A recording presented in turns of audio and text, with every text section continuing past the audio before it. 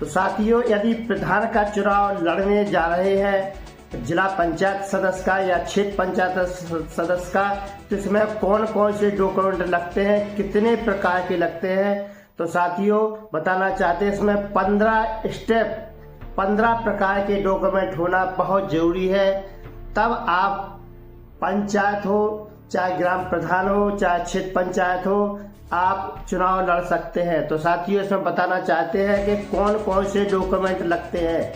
तो इसके पहले बताना चाहते हैं कि आप हमारे चैनल को पहली बार देख रहे हैं तो आपसे मेरा अनुरोध है कि आप मेरे चैनल को लाइक और सब्सक्राइब जरूर करें।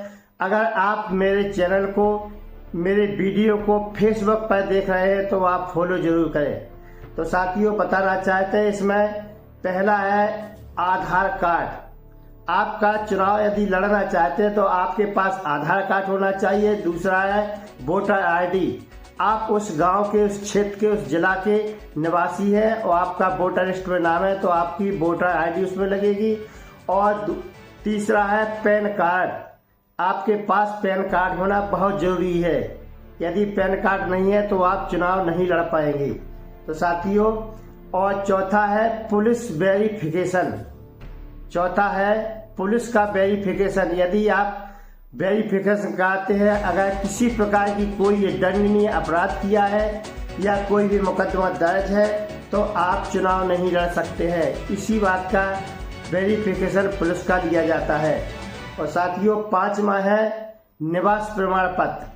आपके पास निवास प्रमाण पत्र होना चाहिए जो तहसील से बनता है। आप उस गांव के, उस जिले के, उस क्षेत्र के निवासी हैं तो आपके पास निवास प्रमाण पत्र होना चाहिए, तब आप चुनाव लड़ सकते हैं। तो साथियों, 6वां है संपत्ति का घोषणा पत्र।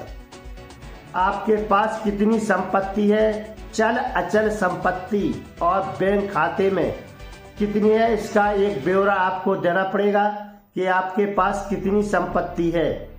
और 7वां है जाति प्रमाण पत्र। आपके पास किस जाति के हैं, तो जाति प्रमाण पत्र आपको इसमें लगता है और जाति प्रमाण पत्र आपको देना पड़ेगा कि हम किस जाति के हैं, तब आप जो है प्रधान या जिला पंचायत या क्षेत्र पंचायत का चुनाव लड़ सकते हैं।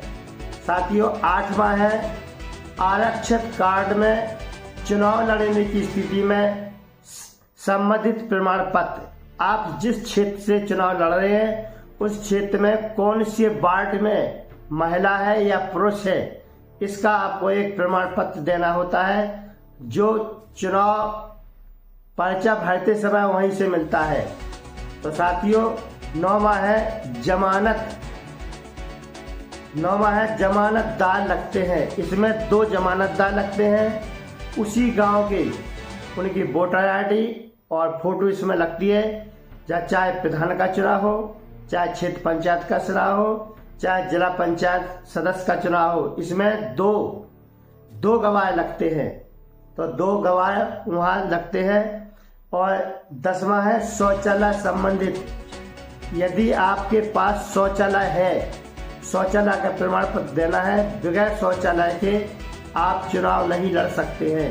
यदि आपके पास सरकारी शौचालय बनी है या स्वयं की शौचालय बनी है तो उसका प्रमाण पत्र आपको देना होगा कि हमारे यहाँ शौचालय बनी है।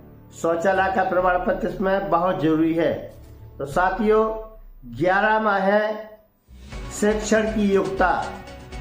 तो इसमें पढ़ा लिखा की कोई जरूरत नहीं है। हाई स्कूल हो, इंटर हो, 8 पास हो, 5 पास हो, कोई भी हो, सब चलेगा।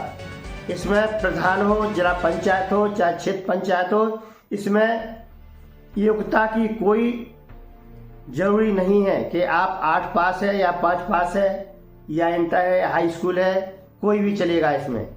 तो साथियों, 12वां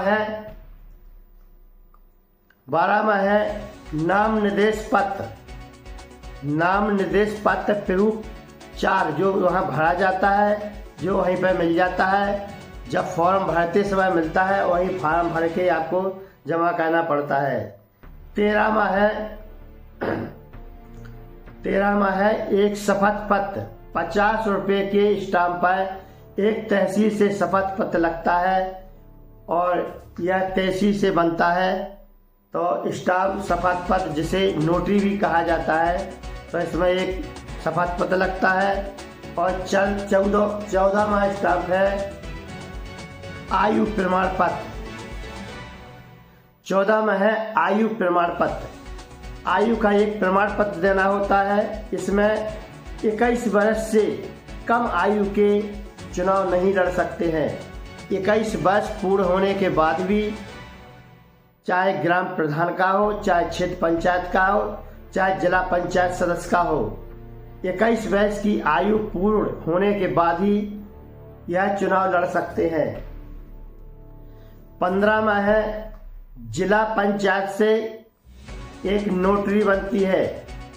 जिला पंचायत परिषद से एक एनओसी, जिसे एनओसी कहा जाता है, एनओसी वहाँ से बनती है कि जिला पंचायत जो एनओसी बनती है वो चुनाव के समय हर ब्लॉक में जहाँ फॉर्म भरे जाते हैं वहाँ से एक नोटरी बनती है। और पहले से भी आप बनवा कर रख सकते हैं।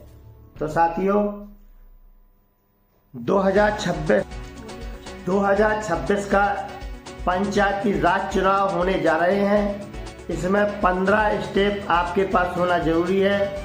यदि 15 आपके पास है तो आप चाहे ग्राम प्रधान का हो, चाहे क्षेत्र पंचायत सदस्य का हो, चाहे जिला पंचायत सदस्य का हो, आप 15 स्टेप आपके पास हैं तो आप चुनाव लड़ सकते हैं। तो साथियों जो भी चुनाव लड़ने के इच्छुक हैं या चुनाव लड़ना चाहते हैं, वे सब अपनी पहले से तैयारी करके रखें।